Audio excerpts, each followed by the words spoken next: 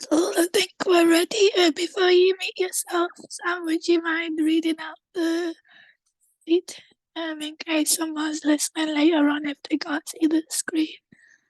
Yes, of course. So the title reads Mancunian Monsters, the Wolf and the Butterfly. The subtitle, An Exploration of Epidermolysis Bullosa Through the Lens of Gothic Romanticism and Disability Studies by Dr. Sumaira Naseem. And there is an @ for contact through Twitter, which is @Sumaira, SUMAIRA K Naseem, NASEEM. So that's @SUMAIRA K NASEEM. Thank you. And the S, the K, and the N are capitals. That's also my handle on Instagram as well as X, formerly known as Twitter. I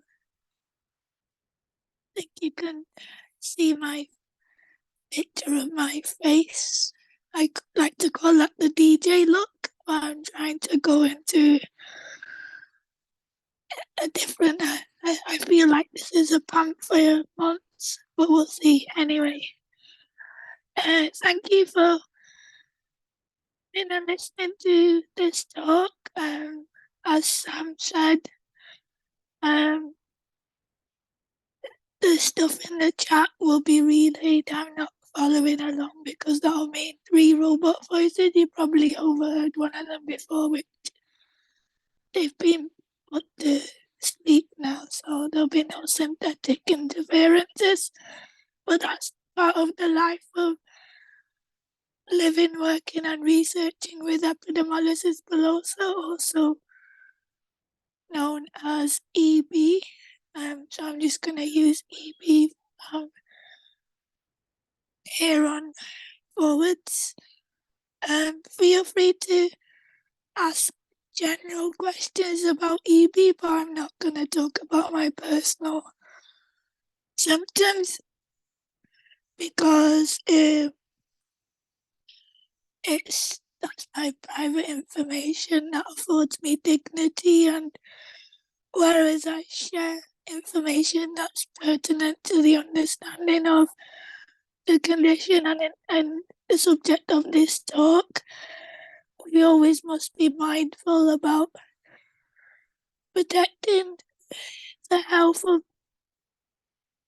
particularly vulnerable people, especially children, and be careful about our curiosity and inquisition because it comes from a place of not knowing, but it can be misconstrued as not caring about the day-to-day pain and struggle of the person. So I'm gonna dive in. I'm gonna ask a few rhetorical questions, but although we're not gonna do puns today, feel free to say something that's useful or helpful to your own understanding or that of others here, or maybe in your own lives. Feel free to write something down if you feel compelled to answer a question. It is a tricky and challenging subject, and please look after yourself. If you need to step away for a few minutes from the talk, then that's absolutely fine. If you need to leave, or that's all okay. It's put it this way: the first bit's the gory stuff, and then the next bit is me reading you, telling you a little bit about how I deal with being a personal professional and a general human context. And then the last bit is about what I'm doing with the research and how it's making a difference in community. So the emphasis on having a balanced view of how one researches and uses that research and kind of challenges and annoys the ableists, really. So that's where I am now. So what I'm going to start by now is talking about EB, particularly about babies and children.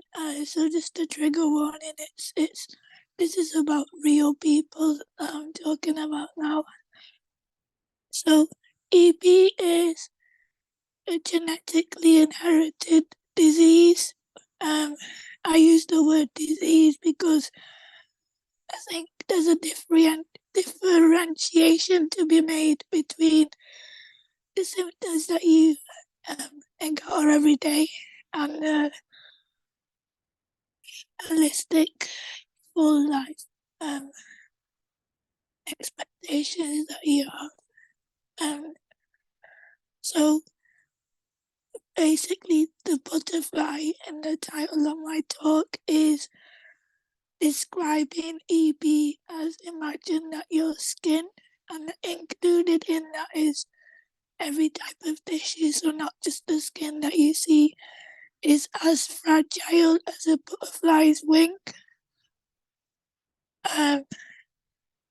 I'll leave it to your imagination about the ways that children are often laughed off about if they damage a butterfly's wing, and how vulnerable these babies and children's lives are. So my interest in this started when I found a set of pictures and I identified some of those as my own, and those were unethical because they were taken, presented in academic medical conferences, and published under the auspices that they would lead to a cure, and that's how consent was gained. So that's unethical. And in those pictures, some people's full faces were shown, and those people have died either as young adults, children, or babies, toddlers, and in the pictures it shows, so the caption I say this picture was taken under anaesthetic because it was too painful for the child's eyes to be open while they're awake. So there is the basically boils down to that they put that child who's already dying under a general anaesthetic, a procedure that's very high risk for most people, even more so for somebody body who's literally breaking down. And just for the purposes of that curiosity, the Inquisition I mentioned at the start.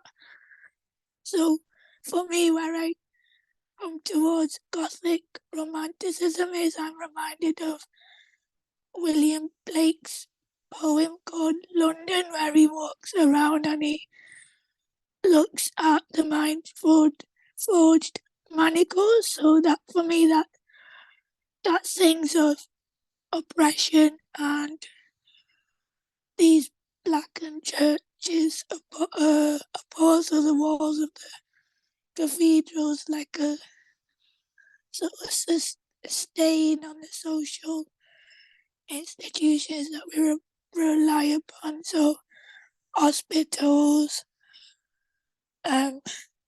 medicine, and the blurring of lines between what we need as clinical priority as opposed to what we need as research for maybe cure in a few hundred years. I don't know. And that's not specific to EB, but that's my feelings on the matter. So where disability studies comes in is in two ways for me. The first is when I explain disability and the difference between impairment and what I mentioned earlier around disease and condition is, I say that disability comes from the outside. So all those barriers that you face from coming from as a child, as a baby, all those barriers you face from home, whatever that is for you, and the people that love you, whatever your situation looks like, to be able to go outside and to the garden, to the hospital, the school, and just bear in mind all those extra institutions, those extra people, those children have in their lives, and they're at the most vulnerable. And the only thing that a lot of people in power, in professional jobs, in charge of the language that gets used, a lot of them forget their responsibilities and, in the name of research, do a lot of horrid things like touch. Like if your skin literally falls off as a normal daily occurrence and rubbing causes blisters, and those blisters don't stop growing, because if you have a blister then it stays the same size usually, but these babies and children have blisters that are not self-limiting, so they have to be blanched and treated with dressings, and this happens over and over again. And with all the changes bodies go through in the teenage years, if you make it that far as somebody with the more severe types of EB, having blisters and wounds in the same place over and over again leads to getting cancer. So when I say cancer, I mean 4 or 5 different types of cancer happening and being diagnosed at the same time. There's often issues around trying to categorize people, what types your of EBD have, how severe it is, and I think this is divisive because it takes away that human connection, that ability to sort of join together and advocate and engage with activism, not for big political things, just for the right to exist.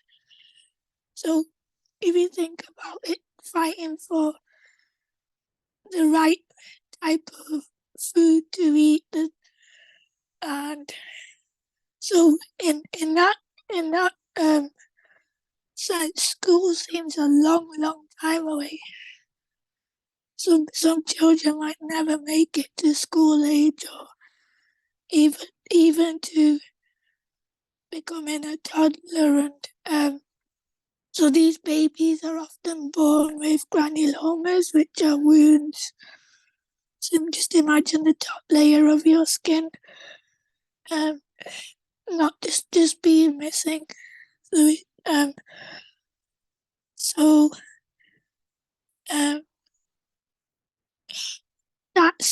that's EB in a not so small nutshell. So what I'm gonna do on in the next part of this talk is tell you a little bit about my research. So my PhD is currently under embargo, but you can look up the abstract if you wish to do so. It's called From Cyril to Manchester, Genes, Genealogy and Cultural Heritage. So the second word in that title, Cyril, is spelled Sahiwal.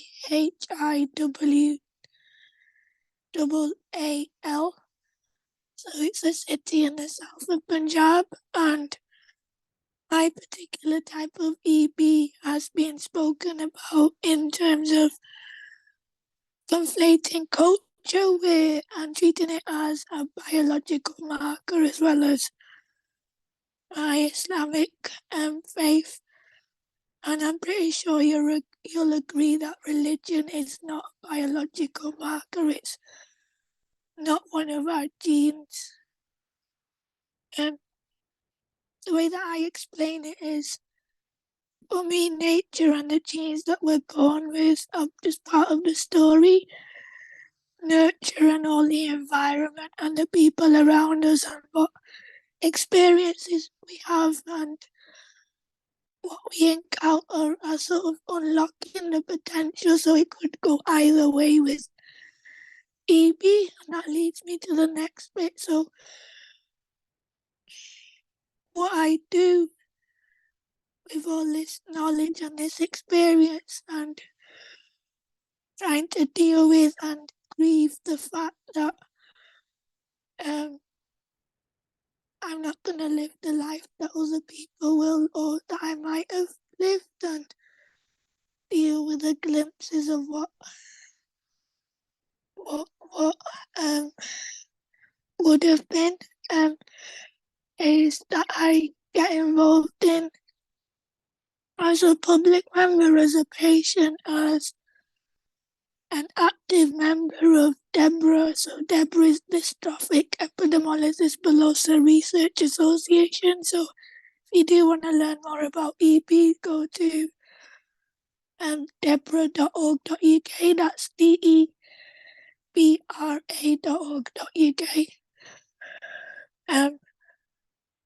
So I recently worked with NICE, who's the National Institute. I'm probably going to get this wrong, but basically it's the body that approves treatments for people in England and I think the UK. So part of that was getting involved in a technical review and using my patienthood as well as the research that I've been doing for the past 20 years. And if you're looking at my face trying to figure out how old I am, I was a teenager when I found out that those settle pictures I mentioned earlier. But in a recent conversation, my doctors reminded me that as a toddler I was always curious and inquisitive. And for me that was important because it's okay for me to be curious and ask questions because it's about my body. And I think it's easy for people to say you're so lucky you've survived all this and you haven't had this symptom, you didn't get that part of such and such an EB, and I don't think it's to do with luck. I think it's all of the stuff that I have spoken about so far. It is about nurture, it is about having parents and families that fight for you to exist because they want you to exist, because they just love you for existing, because you're their daughter, you're their sister, you're their granddaughter, you're their aunt. And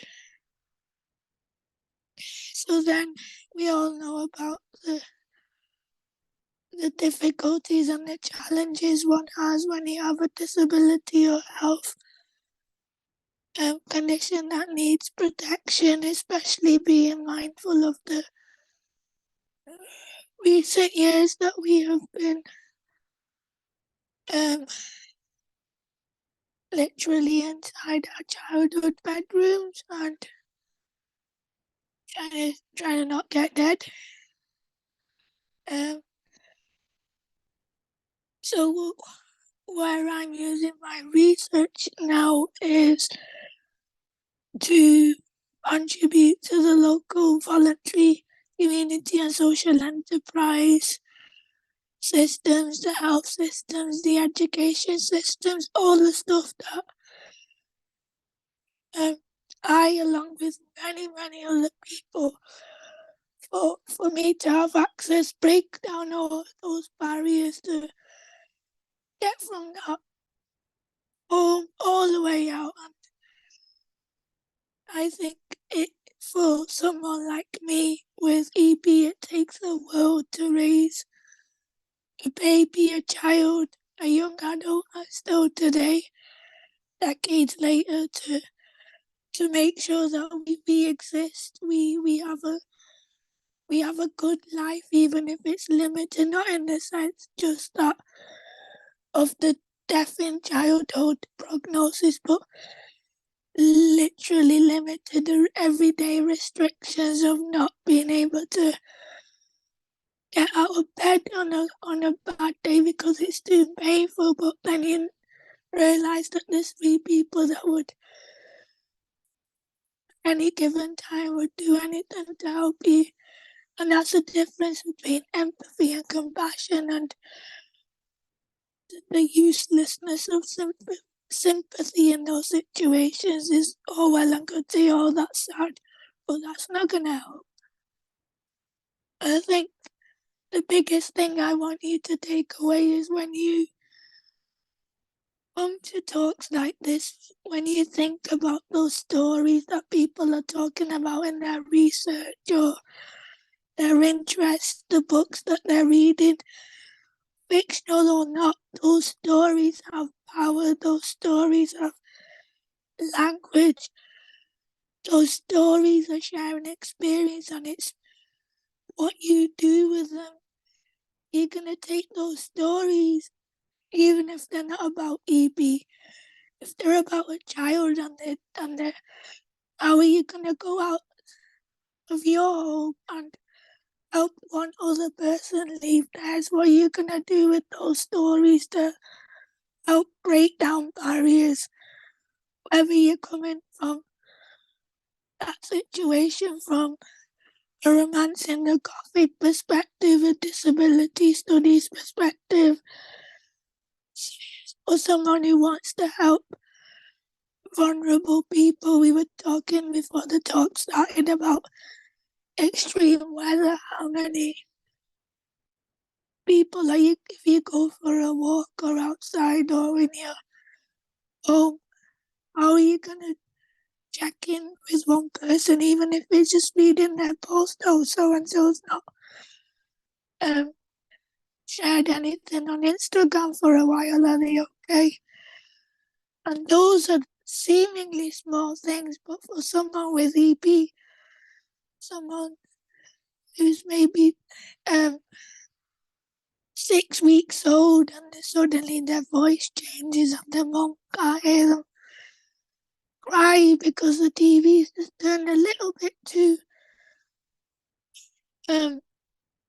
loud because the other children are watching a cartoon, and we all know how rhythmically enthralling that is not.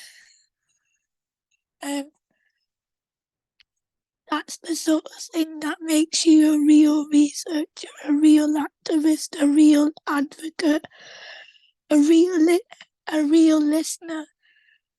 And you're listening to me now, and I've